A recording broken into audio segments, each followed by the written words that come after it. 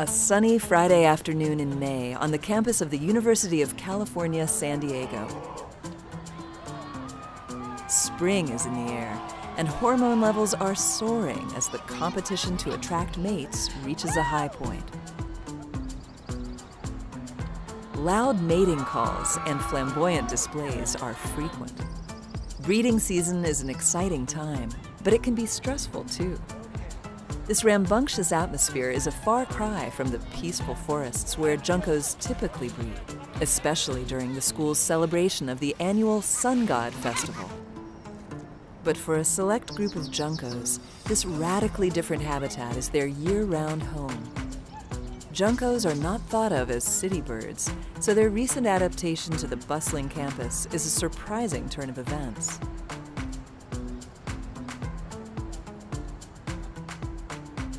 But to fully appreciate what makes these juncos unique, one must first understand the population's roots.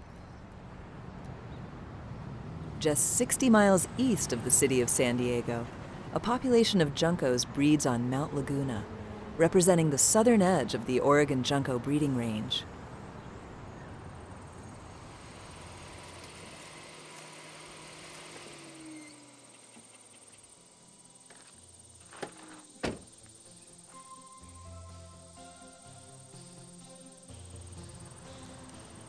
The subspecies Junco hyemalis thurberi breeds in a forest environment similar to places like the Tetons and the Black Hills. It is a mountain covered with oak and pine that rises out of the desert to an elevation of nearly 6,000 feet above sea level. Southern California has a huge variation in topography from sea level to over 11,000 feet. Historically, with the coniferous forest only over about 4,000 feet elevation, that was the only area where the junco was known to breed.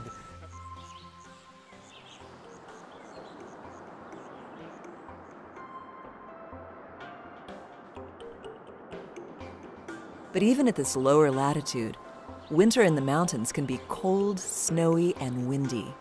So most juncos that breed on mountains, such as Mount Laguna, migrate to lower elevations, including coastal areas during the winter. When breeding season approaches, they migrate back to the mountains. That is, until the early 1980s, when some Oregon juncos did not return to the mountains in the spring. Instead, staying to breed along the coast on the campus of the University of California, San Diego. A colonization event in which the juncos became isolated in a whole new world, not unlike the first arrivals on the Mayflower.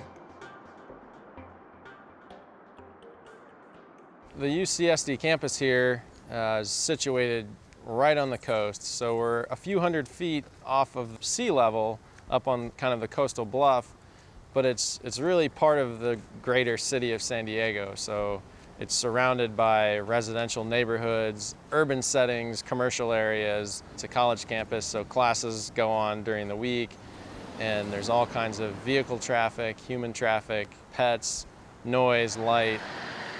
It's very much a bustling, urban, suburban kind of setting. Founded in the 1960s, UC San Diego has grown to an enrollment of more than 29,000 students. The campus is known for its unique architecture and modern art, including several installations inspired by the works of local resident and philanthropist Theodore Geisel, who is better known to the world as Dr. Seuss.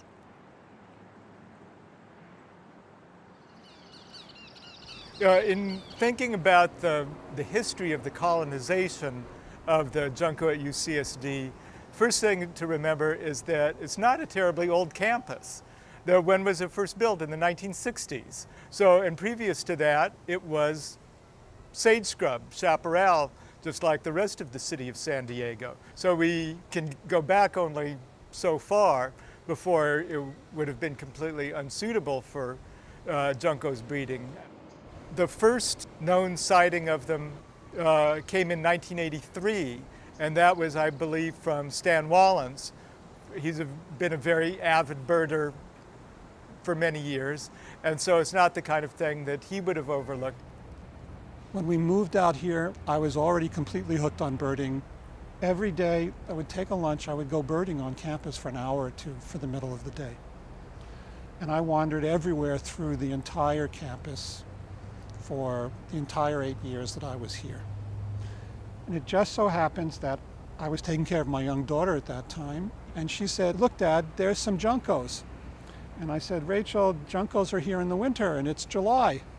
She said, "No, Dad, they're Juncos." And then she pointed to these two little birds that were underneath the bush, and sure enough, there was a male and a female Junco.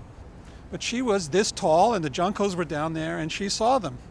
And she was very proud that she could better see birds than her father. The colonist population grew from an initial flock to a small but stable size of about 80 breeding pairs. Isolated from their native breeding range by a sea of unsuitable breeding habitat, the population exists as a biogeographic island. It wasn't long before the unique situation caught the attention of scientists, including then UCSD biology professor Trevor Price. It's pretty obvious why a Junco decided to stay here. They came down here from the mountains, deeply covered in snow. They took one look at me drinking a cappuccino and said, "This is a good deal, I'm going to stay here."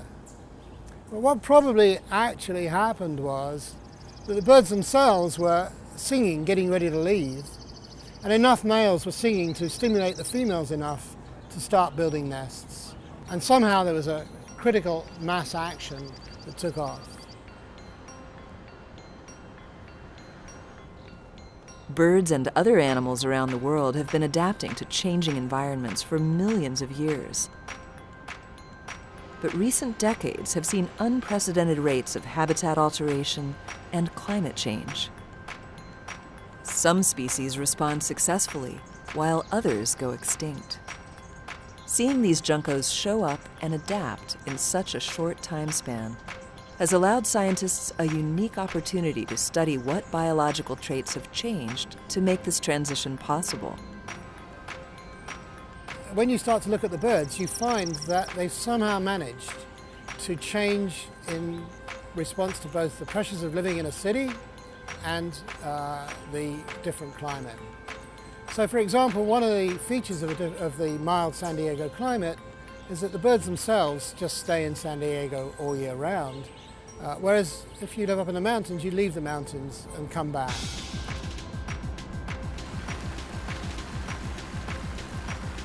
The Juncos that live here must do so in harmony with a blended landscape of natural and man-made components. The new habitat presents countless challenges and novel threats. Vehicles, humans, and urban nest predators, such as cats and crows. Noise is constant, and artificial light illuminates the night. But there are opportunities, not the least of which is the mild climate. Large lawns and ornamental plants at UCSD are watered and cared for year-round, providing consistent sources of seed and insect nourishment. Decorative fountains provide limitless drinking and bathing opportunities. Food crumbs and garbage from the dozens of cafes and picnic spots provide additional foraging possibilities.